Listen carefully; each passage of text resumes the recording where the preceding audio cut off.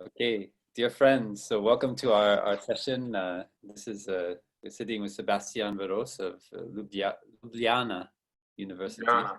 in Slovenia. And Liam, maybe we'll start with the sound of the bell so we can all come back to our breath, come back to our body. Just enjoy this present moment.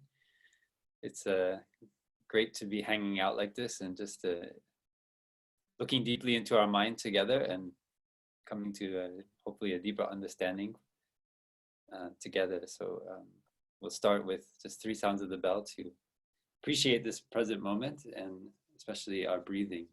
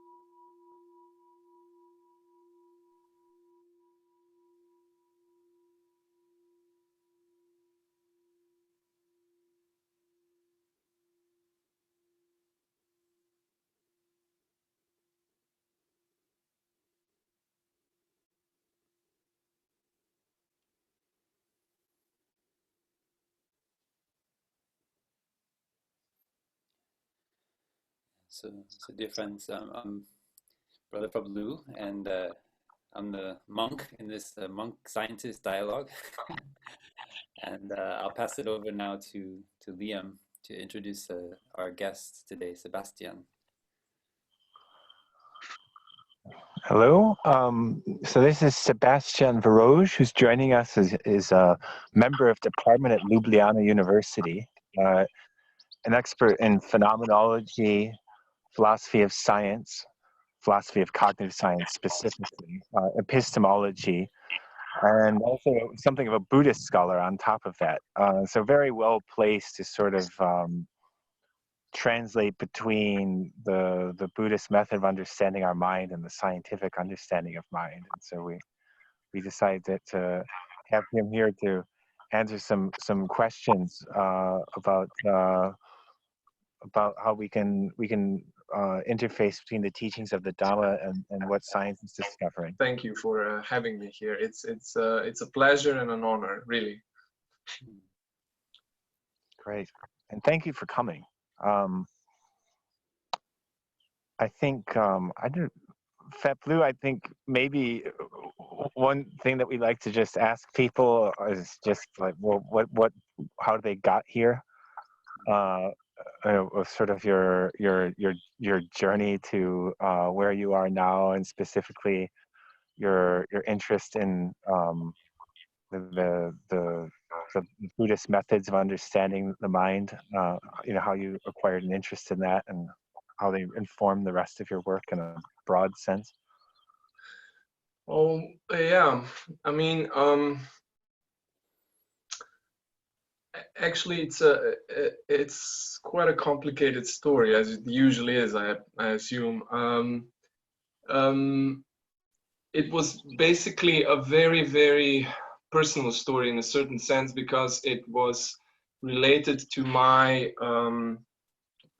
trying to somehow come to terms with certain, let's say, academic interests that I had, with certain, let's say, existential longings, existential seekings that I was undergoing. At a certain point in my life, I came across the work of Francisco Varela, and he somehow managed to provide a framework in which I thought I could combine some of the things that were becoming more and more relevant and interesting and important to me. I had this sense, this feeling of some sort of a discrepancy in my life where I became more and more interested in contemplative traditions, especially because of some of the, let's say, personal struggles I was going through, with, as I already mentioned, some of the more academic approaches that I was also pursuing and that I found relevant. And there seemed to be a pretty big gap between these two broad areas of interest of research. And Varela's work somehow helped me to combine these two dimensions. And this happened, approximately 15 years ago. And it kind of opened up a whole new avenue for exploration, investigation, research, thinking. And I'm very grateful in a way that I was able to find this this precious gem, and that's also why I'm very grateful to be able to work on the book, on the life and work of Francisco Varela at the moment.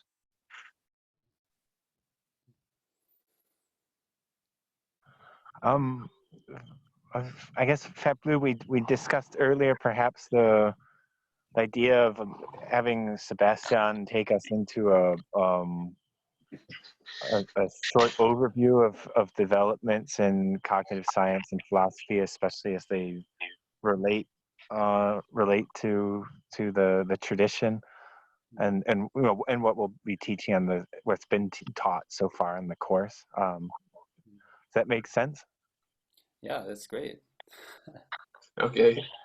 I think maybe if I can just preface it by saying that so we're here on this retreat. We're every day practicing mindful breathing, mindful walking, coming back to our body, and looking into what's coming up in our mind. Especially with the topics of the talks this week have been about understanding our mind in the sense of a kind of garden. So we have these seeds in our consciousness that like we use the metaphor of a garden to talk about our anger, our fear, as well as our mindfulness, our understanding, insight. And depending on where we put our attention, we are like a gardener watering those seeds in our consciousness and inviting them to come up and manifest in our mind consciousness. So that it's kind of like the present moment awareness of what is in our mind.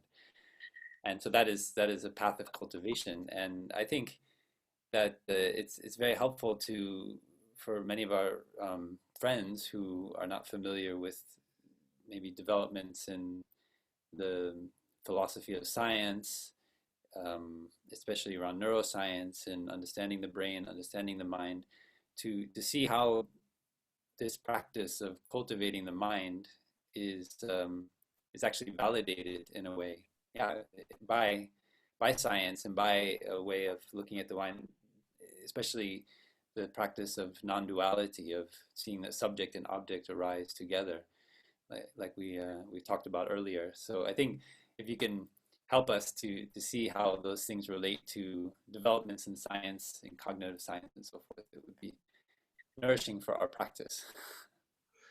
Yeah, well, first thing that I would like to point out is, as you probably know, cognitive science is basically a very diverse field. So there are a lot of different approaches in that field, as is usually the case with almost every discipline, every field of inquiry. But there are, of course, certain, let's say, dominant fields, dominant areas, and one of the more if not the most prominent field in cognitive science at the moment is, of course, neuroscience. From the beginning of the 1990s, when these different imaging techniques appeared, which allowed us to, in a certain sense, study the happenings in the mind, neuroscience came more to the forefront, and this idea of brain being the central actor in everything that is related to mind, cognition, consciousness is now almost, it seems like, commonsensical knowledge. But I would like to perhaps point out that there, in the past 20 or 30 years, also different approaches to cognition and mind have appeared. For example, the classical approach was usually depicted the cognitive apparatus, the cognizer, the subject or the person doing the cognizing, the thinking, as some sort of digital, as a very complex digital computer who created representations of the external world in the in his or her cognitive system. So basically, you would get inputs from the outside world. There was this idea that there existed a pre-existing, predetermined outside world, which somehow impacted the cognizer and then triggered the appearance of these representations, which were more or less accurate. And then based on these representations, the actors acted in the world. So that was, in a very simplified way, the classical paradigm, the classical approach that was predominant and is in certain areas still is.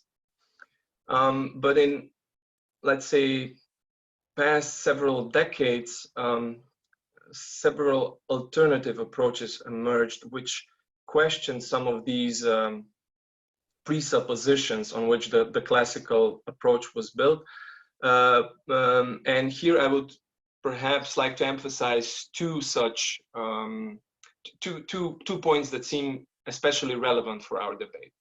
The first point is that the cognizer, so the organism doing the cognizing proved to be a lot more active in the very act of cognition. So the cognizer is not merely someone who builds representations of the external world, but basically, in a certain sense, helps to co-create or co-constitute the world he or she lives in. And this is related to the, let's say, the very organization of the cognizer, of the subject doing the cognizing, doing the thinking, the various ways he or she can interact with the world. And these modes of behavior, these modes of action, and the very organization, the structure of the organism proved to be very, very important in determining what the world looks like for the cognizer. Not merely in the sense of, how the cognizer distorts the external reality, but what basically reality in a certain sense is for that particular organism. And of course, this raises several interesting questions, especially if you take into account the scientists themselves are also organisms that are interacting with the world when they're trying to study other organisms. And of course, then this raises the question, so what is the nature of knowledge provided by the science and so on and so forth? So that's one thing. And the second related point, and then I'll pass on the word to you.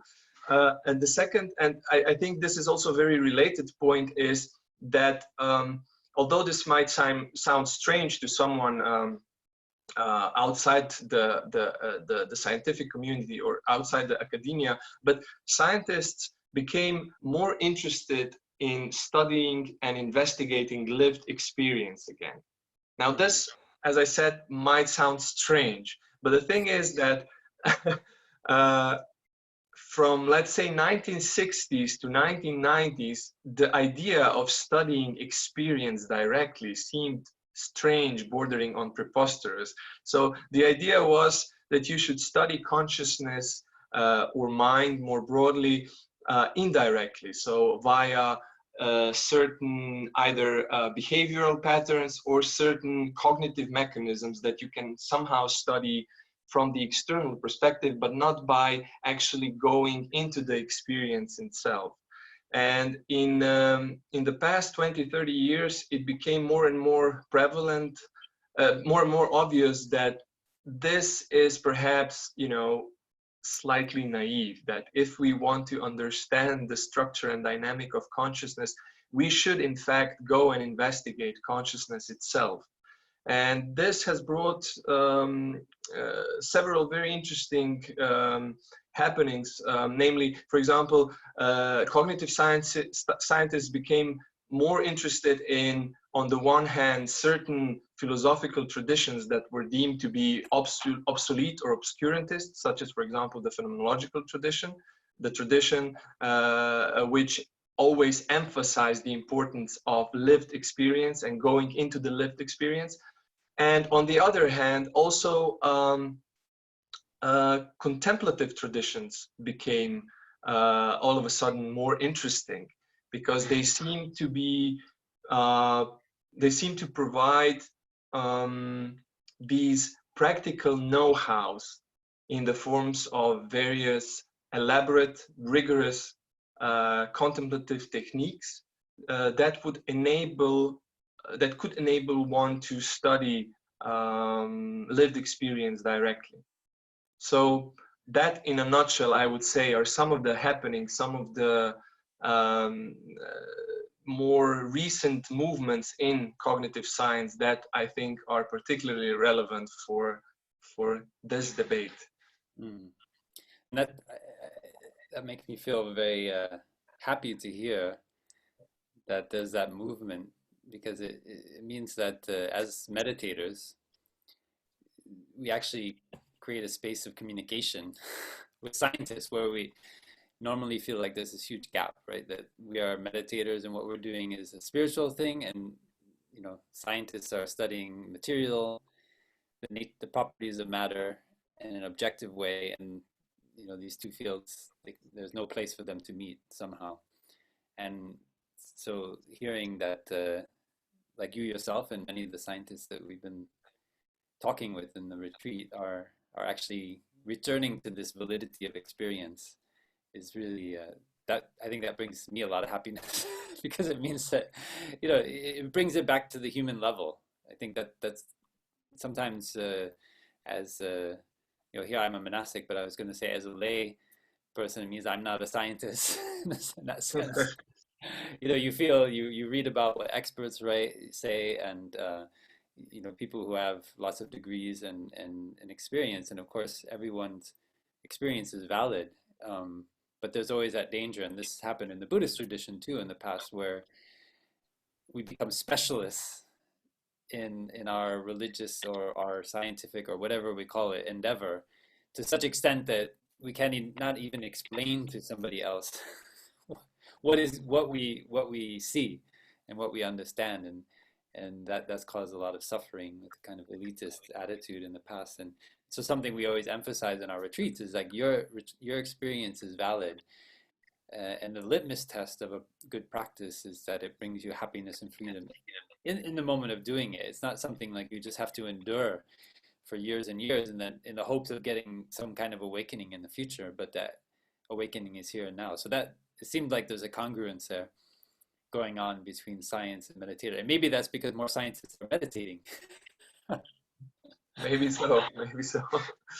But I wanna focus on this first point a bit, because our teacher Tai often talked about the cinematographic nature of consciousness, and he would use sometimes the example of, if you have a candle and you move it around very quickly, then it creates the impression of a circle.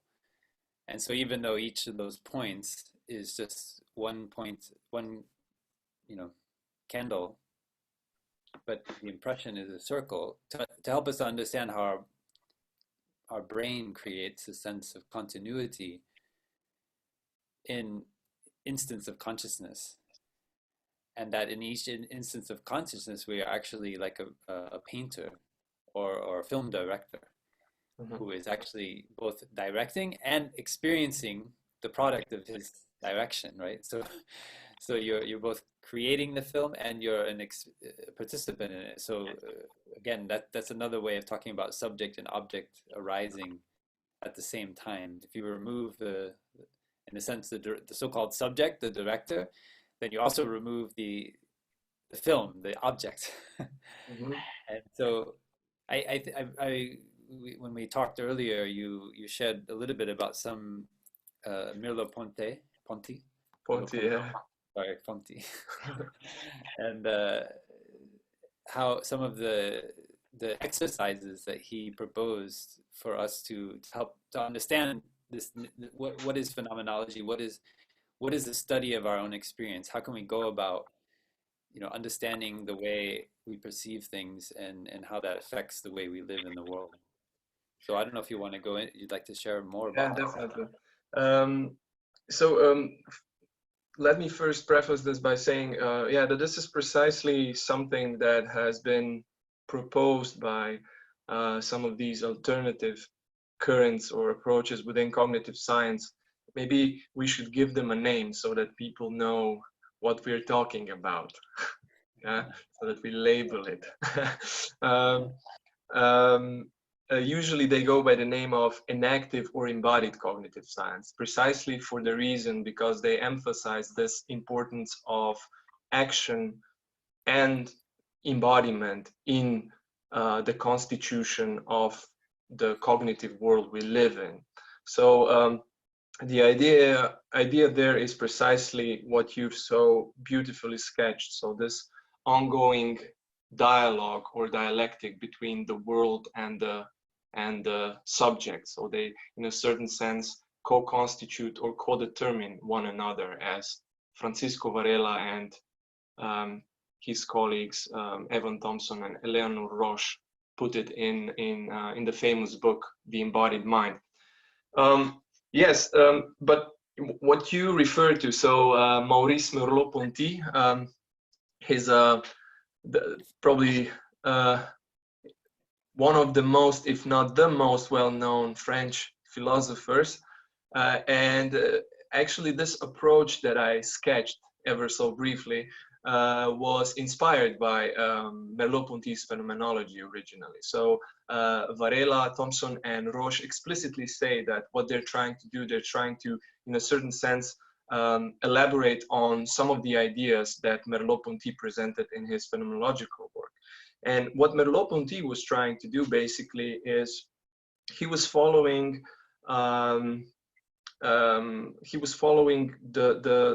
phenomenological tradition started by Edmund Husserl, and he tried to find a way to get us back into the lived experience. So to move away from certain theoretical presuppositions and theoretical preconceptions that we have about experience and go into the lived experience itself.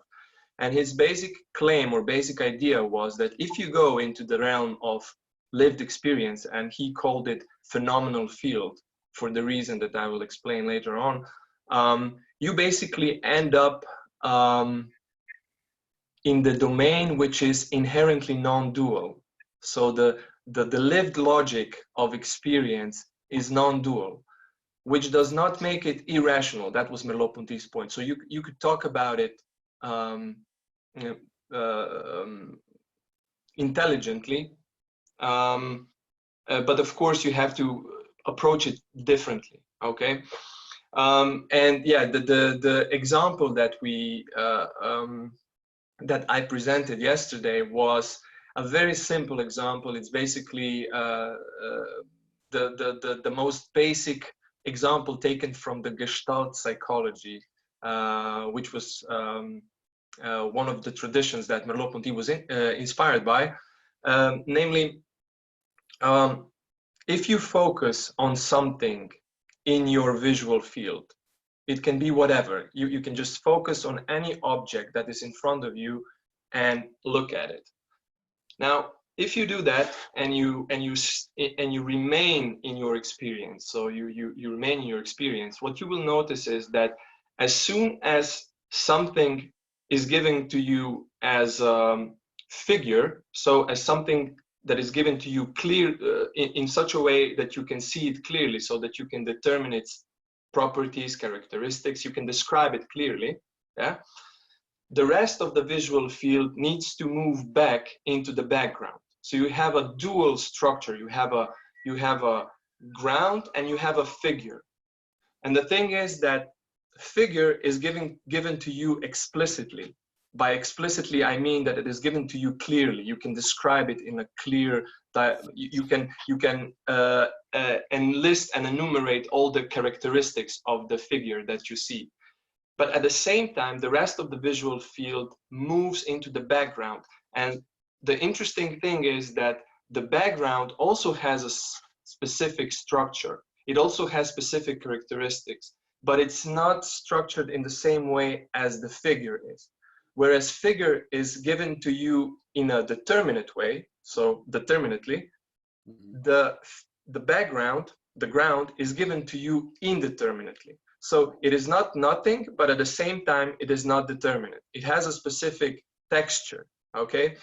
And the thing is, the main point that Merleau-Ponty was trying to make is that as long...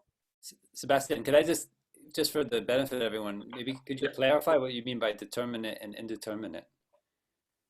Okay, what I mean by determinate and indeterminate is precisely this, that if something is determinate, you can basically characterize it clearly. You can determine the properties of that entity clearly. So, you know, a figure is determinate in the sense that it is given to you explicitly, which means that you can describe it clearly, okay? Whereas the background, the ground, is given to you in an indeterminate way, which means that it is given to you implicitly, which means that it is not nothing, but at the same time, you cannot really specify its characteristics.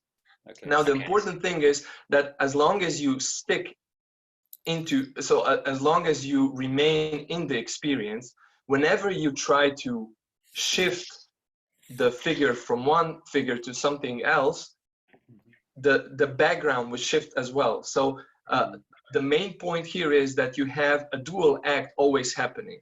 There is no figure without a ground and no ground without a figure. And one way of thinking about this, and I took this from a British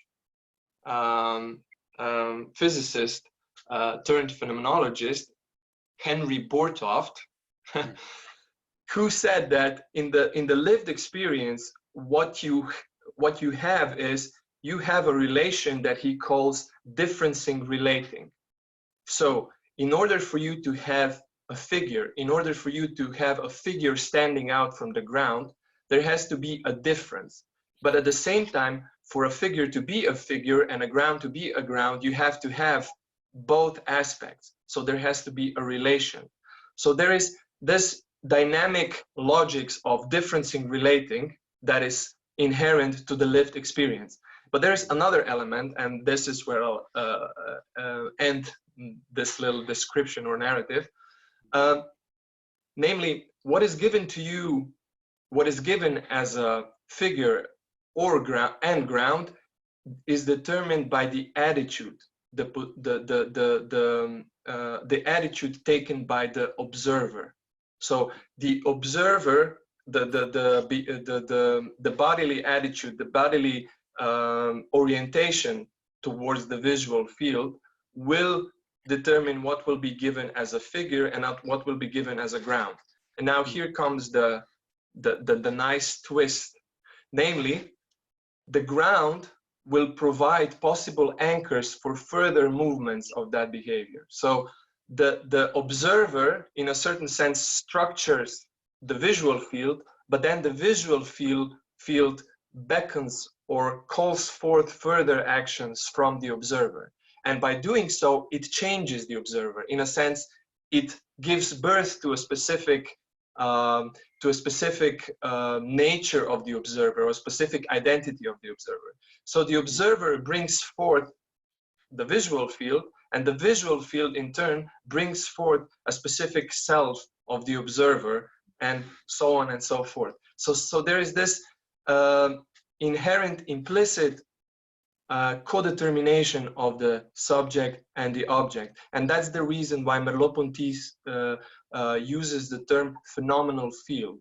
Because in this field, whenever one part changes, the rest of the field has to restructure itself in such a way as to maintain the organization of the field. So it is an interwoven unity, so to speak. And I find this idea extremely fascinating. So as long as you stick in the lived, in the realm of the lived experience, you're basically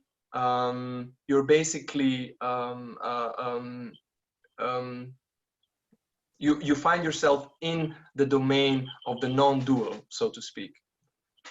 Was that too abstract, or was it? No, I think so. You know, our teacher had a practice that he proposed about 12 or 13 years ago. So it was a poem that he came up with when he was in Korea, and he was leading a walking meditation, and there were many camera people. He's kind of like a rock star in Korea, and he could not even make one step, and he thought, how am I going to do walking meditation with all these cameras in front of me? And so he said, I cannot do it. I'm just going to let the Buddha do it. And so he came up with a poem which is let the Buddha breathe, let the Buddha walk. I don't need to breathe, I don't need to walk. And then it continues, there is only breathing, there is only walking, there is no breather, there is no walker. And Buddha is breathing, Buddha is walking. There is no breather, there is no walker. And I think that's very much in the spirit of what you're sharing, which is that when you have the figure in the ground having this relationship with the viewer, we think we're self, viewing an objective experience, but we're actually, the self is determined by the observation. So the very act of observing is creating, and that's another way of expressing non-self.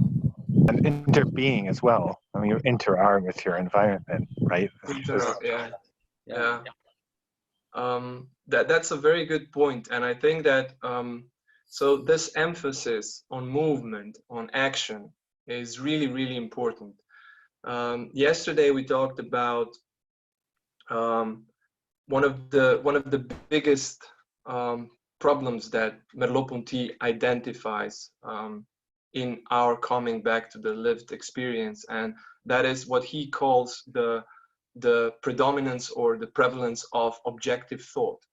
And what he means by that is that we already have a certain preconception about what the reality is really like, so that there exists an external world which consists of objects that are in a certain sense, these mathematical, geometrical objects that exist each on its own, and they are causally interrelated.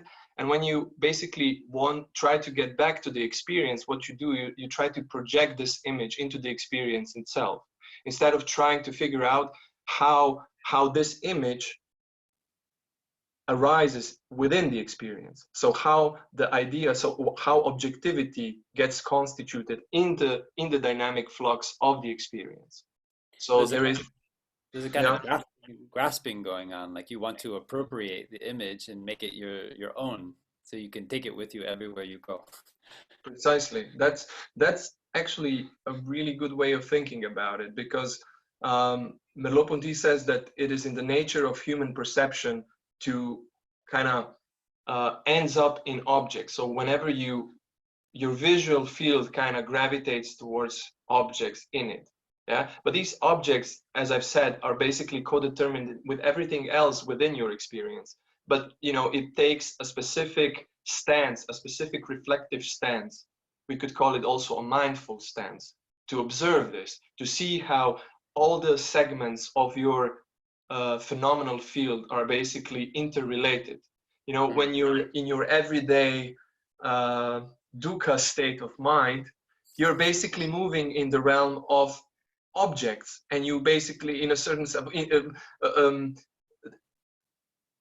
you are moving in a world that seems to be pre-structured, predetermined, so without any contribution on your part. But you know, taking this reflective stance shows you how basically the world you live in and you yourself, so who you are actually much more closely intertwined than you can fathom or grasp in your everyday activities, particularly when engaging in conceptual thought. Okay. Yeah, so I was just reminded of one thing Tai trained us in is to take each step in mindfulness, and that when we walk mindfully on the earth, we actually transform the entire experience. So the way he expressed it was, you make it a legendary moment. And I think what I'm hearing from what you're saying is that when we transform the way we look at something, so we're no longer grasping at it as something we're going to appropriate, but rather just move through the world, for example, with mindfulness. So it means we're not grasping onto anything. We're letting go of our, even of trying to hold on to the experience itself. Then we're actually kind of entering a flow of relationship between subject and object arising simultaneously, and what we are experiencing inside of ourselves is just in a sort of perpetual relationship with what is around us, what is the formations that are coming up within us, whatever is the object of our attention, and which is another way to express seeing this moment as a legendary moment. It's something that is a phenomenon, a wonder that is manifesting through our body and mind in a lived experience in the present moment. But as long as we continue to just think and grasp onto, you know, this kind of limited conversation or whatever, then we're only just we're moving through the world, but we're not recognizing or honoring this intimate experience of relationship between subject and object that is arising in every moment. That's actually, that's actually a very nice way of phrasing some of the things that we've been just talking about. What came to my mind at this moment is that I think that one of the problems, perhaps, when scientists and, let's say, Buddhist practitioners, or for that matter, phenomenologists, start talking about consciousness, is that they use the same term, but they don't really mean the same things.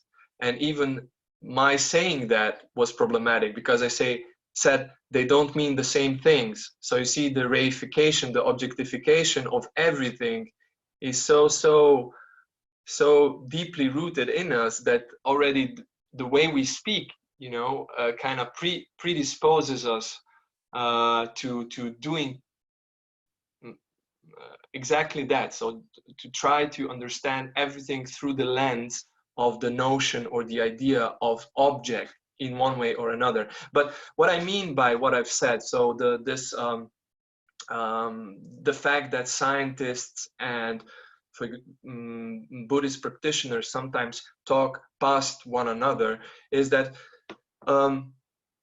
usually how consciousness is understood by in contemporary scientific climate, it's something that is subjective, something that is relegated to the realm of the skull. So it's here, you know, and we don't. So some of the scientists will be completely dismissive of it, and they will say there's no such thing as consciousness. Basically, consciousness is just, you know, a neurophysiological process.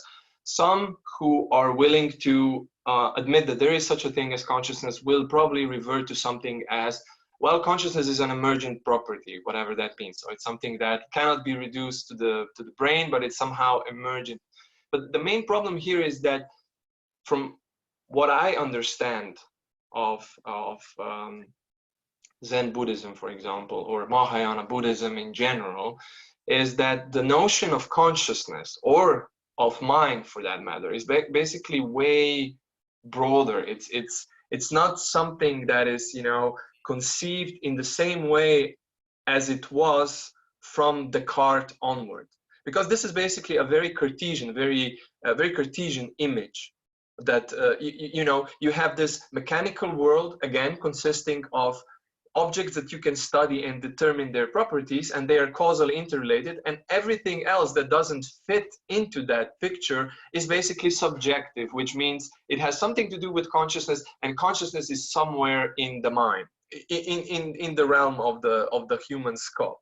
Now that's a very strange way of thinking about it. Yeah, it's you know, if you start thinking about the relationship between the world and the mind or consciousness in such a way, it's very difficult to see how you will be able to conceptually bridge this gap. So one of the things that I think phenomenology might contribute to this debate is that it opens up our understanding of consciousness. So what consciousness is.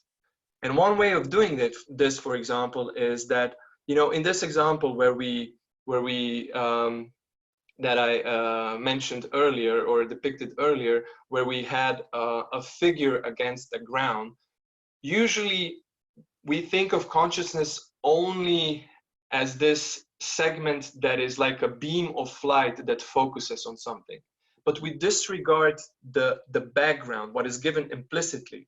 So this indeterminate part, the implicit aspects of consciousness. Usually, you know, we have either something is conscious or it's unconscious. Well, phenomenology say it's way more complicated than that. The realm of consciousness is way broader than that. There are implicit, indeterminate segments of our conscious life.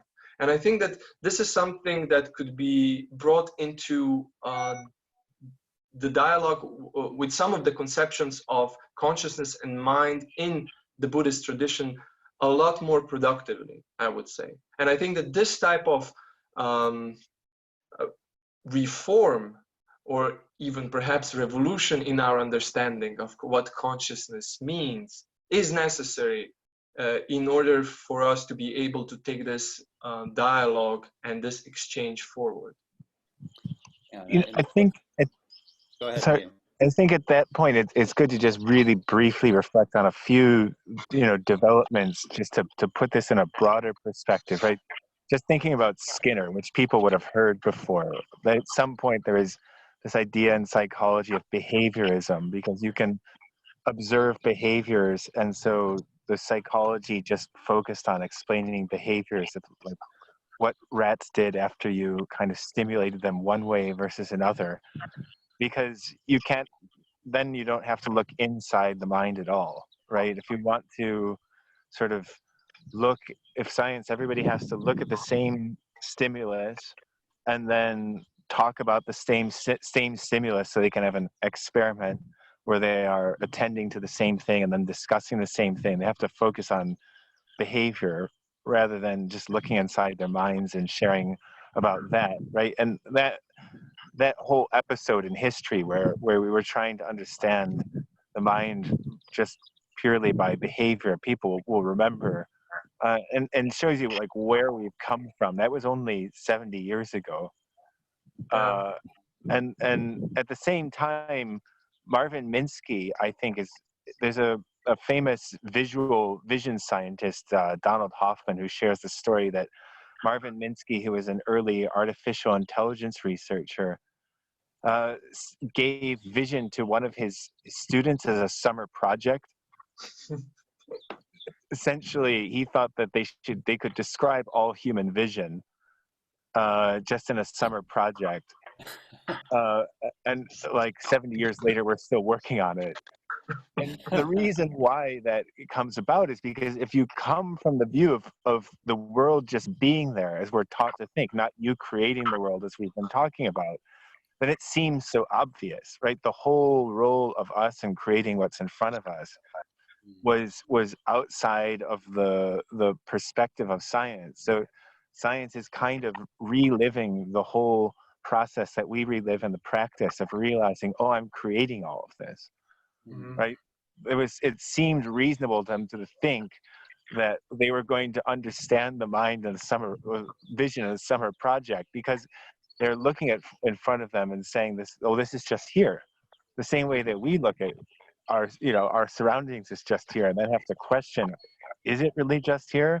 Or are we kind of putting it there, through a very elaborate, unconscious process of directing the movie? And so it's interesting to watch science having that same perspective. And one last thing is I think that one element of the practice that people will miss is having a lot of interactions with other people, because this is one of the ways we can see how we're creating things very strongly in a day-to-day experience. Because oftentimes we think someone hates us, or they have this or that motivation. We have a very clear experience of the inner life that has a feeling and the intentions of another person. And then they say something and we realize, oh, I just made that up completely. It was totally real to me, but then I made it up.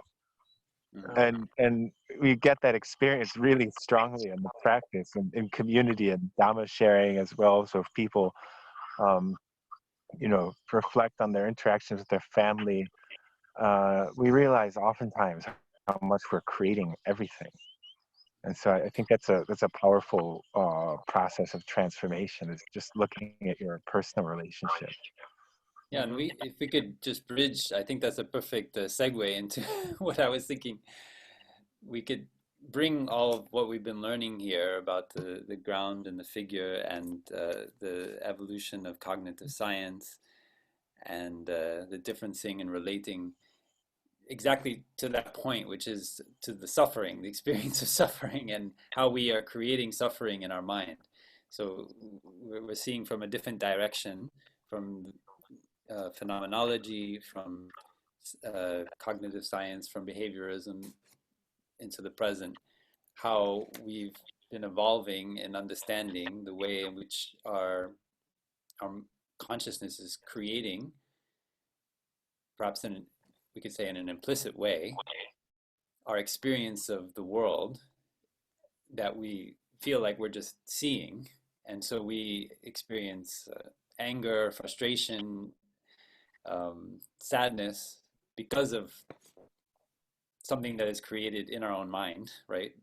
We see something visually, or we hear somebody say something, and we are hurt by what they say, and then we create whole stories around why they said that, and that story is kind of bubbling up inside of us. And in the Buddhist tradition, it's called prapancha. It's kind of like this whole mix of like bubbling up of thoughts and concepts and notions, the stories that we create inside ourselves in order to, we're trying to become free of that suffering, that hurt. But in a way, usually we're only nourishing it even more, creating more suffering by that story, because of course that story oftentimes then diverges from the lived experience. And so maybe, Sebstjan, if you could talk a little bit about that, because that's where we get to the duality and how that we get this divergence between things as they are and things as we think them to be. Mm-hmm. Well, I think that there are several aspects that I could point out here or follow here. One of the things that I think is interesting is this this idea that basically, for example, Varela, Thompson, and Roche borrowed from the Buddhist tradition, and when they talk about the groundlessness of life. So once you enter into this realm or domain of the phenomenal domain, where you have this ongoing dialogue or dialectic between the subject and the object, there is basically no more solid footing underneath your epistemic feet, so to speak. Because what happens is that this idea, this Cartesian idea, or perhaps it it's even way older than that. So this idea of being a self-enclosed something with the world that is existing outside of you being also a self-enclosed something kind of falls apart. And this is something that can be very frightening. And this is basically something that whenever you go deep enough, realize is the texture of reality in any meaningful sense of the term of reality. That is to say, there is no self-enclosed me, because I'm always in a certain sense projected into the world, and there is no self-enclosed world, because in a certain sense world always to a lesser or greater degree reflects me. And you know, so I'm never like fully self-enclosed, but kind of through my actions I become who I am at a certain moment, and open up new possibilities in the world I live in, and these possibilities call forth other actions which, you know, change me, even if ever so slightly. And once through, particularly, let's say, mindfulness practice, you come to the realm or domain where there's no footing. This I think is extremely, this can be a very frightening experience, and I think that this is an experience that many meditators do actually experience. So usually when we talk about meditation, we focus on the positive aspects, on the positive feelings, and this is definitely something that enters one's life after, if one cultivates meditative practice for a prolonged period of time. But there are also periods of profound distress, especially when you're faced with this groundlessness. And the thing is, this groundlessness is always present. So even in people who are mindless, it is present. It is, and we have names for it. We like, you know, existential angst.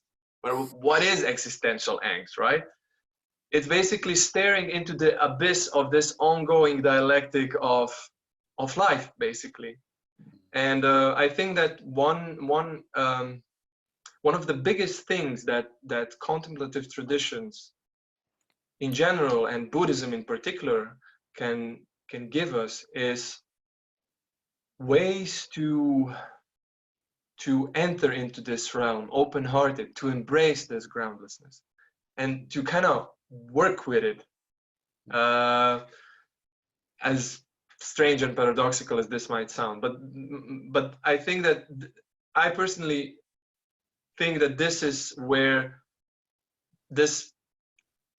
suffering at its most profound level kind of enters the picture. Not everyday suffering, you know, I would like to have like a new car, or why can't I have more money, or whatever. That's like everyday regular suffering, or why am I not a perfect meditator, things of that nature. But like this, the origin of suffering, the root of suffering, the mother of all the minute sufferings that we encounter in our everyday lives, I would say comes from this. And this is why you have in various traditions this idea of philosophy, religion, contemplative practice being a way of cultivating, I don't know, your relationship with life and death, with the very texture of life and death. Anyway, these are just some of my thoughts on the topic. That's great. And you know, I think what can help a lot of the friends who are here with us in the retreat, experiencing peace, joy, and happiness from their meditation practice, from the practice of mindfulness, is understanding how this is also a scientific experiment. That when the very act of meditating is a radical act of looking into ourselves, and we are doing research while we're doing it. There's a certain validity to this experience. I find that very empowering, and I often share about it when I teach the Dhamma. I say, look at yourself as a scientist. You know, don't export your sovereignty to knowledge of yourself, of your own experiences.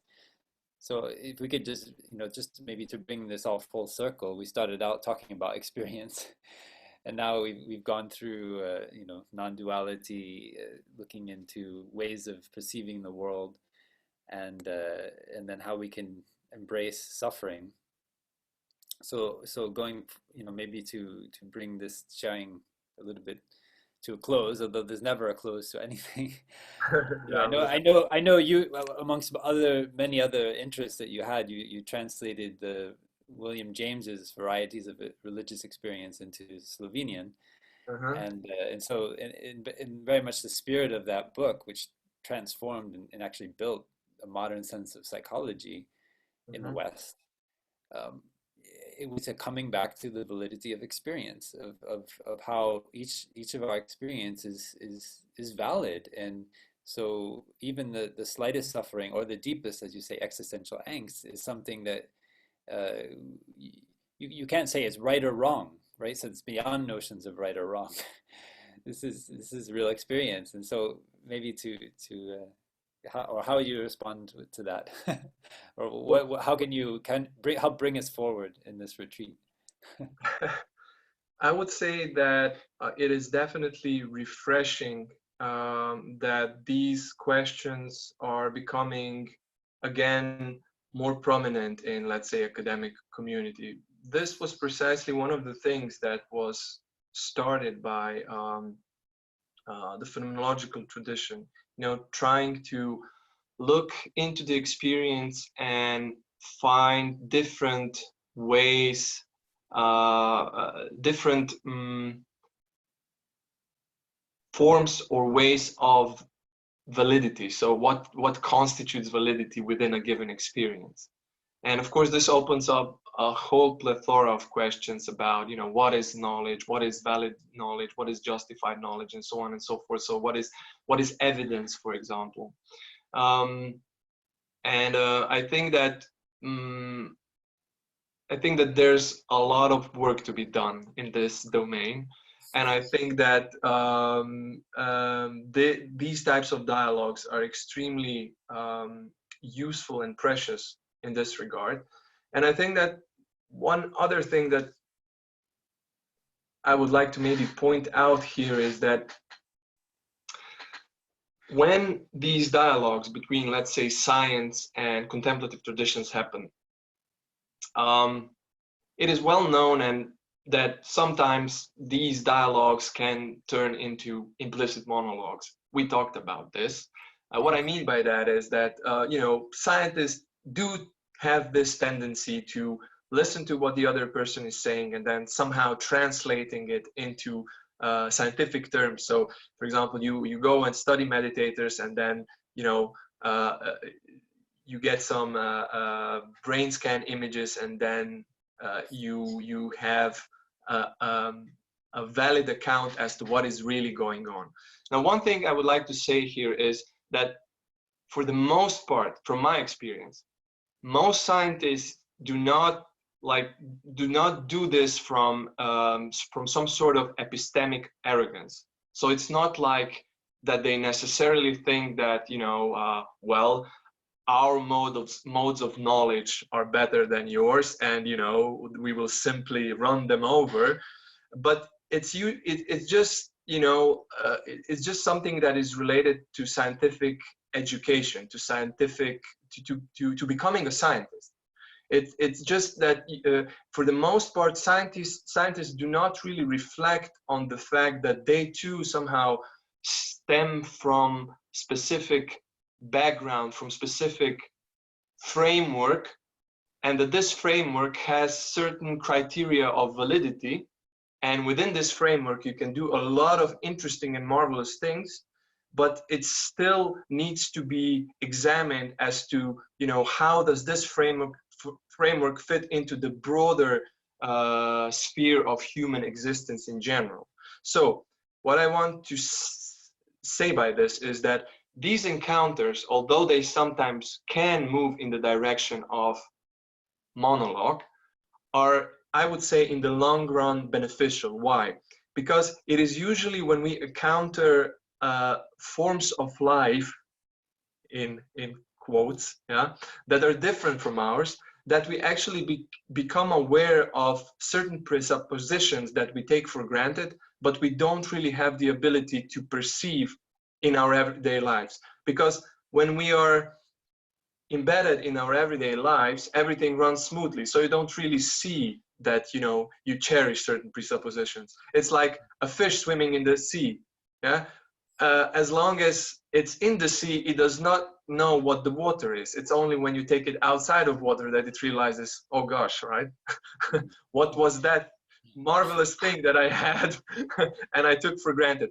So what I'm trying to say is that these confrontations actually are really nice opportunities for us to reflect on these presuppositions that we have, and, well, basically to first of all become aware of them, and then try to understand them and see where the other person is coming from. And this is where the dialogue can really start. So when you start talking on this meta level, on this second level, where you can basically start comparing different understandings of what it means to know something. You know, what are the valid criteria for knowledge? What is the evidence, and what gets constituted? Let me finish off with one small comment. Usually people tend to get nervous when scientists are too loose with the term of proving something. So science has proved that this is the case, and so on and so forth. And this can be somewhat unnerving. But I think that this is actually, in itself, it's not that problematic. I think that, you know, this is not the core problem in these types of debates. Let me try to explain why. If we agree on the rules of a certain game, say chess, yeah?